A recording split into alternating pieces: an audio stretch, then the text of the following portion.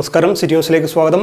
കേരള ശാസ്ത്ര സാഹിത്യ പരിഷത്തിന്റെ ആഭിമുഖ്യത്തിൽ ശാസ്ത്രജ്ഞരും പൊതുജനങ്ങളും തമ്മിൽ നേരിട്ട് സംവാദിക്കാൻ വേദിയൊരുക്കാൻ കേരള സയൻസ് സ്ലാം 24 4ാം എഡിഷൻ ഈ മാസം 30-ന് മാങ്ങാട്ടുപറമ്പ് കണ്ണൂർ സർവകലാശാല ക്യാമ്പസിൽ നടക്കുമെന്ന് ഭാരവാഹികൾ വാർത്താ സമ്മേളനത്തിൽ അറിയിച്ചു.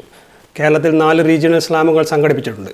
4ാം എഡിഷൻ സ്ലാമാണ് മാങ്ങാട്ടുപറമ്പിൽ നടക്കുന്നത്. 30-ന് എം വിജിൻ MLA ഉദ്ഘാടനം ചെയ്യും.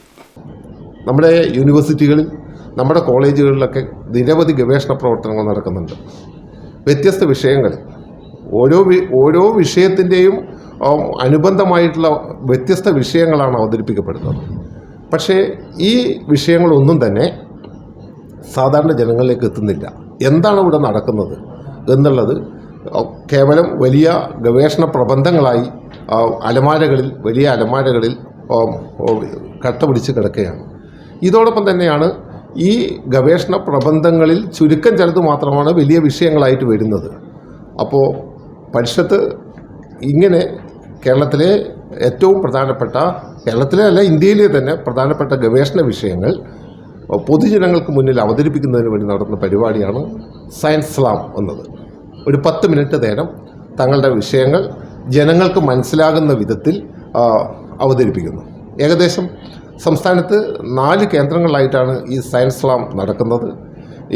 ഈ മാസം 9-ാം തീയതി കുസാറ്റ് വെച്ച്, കൊച്ചിൻ യൂണിവേഴ്സിറ്റിയിൽ വെച്ച് 1ാമത്തെ സയൻസ് സ്ലാം നടന്നു. 2ാമത്തത് തിരുവനന്തപുരത്ത് നടന്നു. തിരുവനന്തപുരം യൂണിവേഴ്സിറ്റിയുമായി ബന്ധപ്പെട്ട് വിമൻസ് കോളേജിൽ നടന്നു. 3ാമത് കഴിഞ്ഞ ആഴ്ച കാലിക്കറ്റ് യൂണിവേഴ്സിറ്റിയിൽ സ്വാമിനാഥൻ ചെയറിൽ വെച്ച് നടന്നു. 4ാമത്തെ സ്ലാമാണിത്.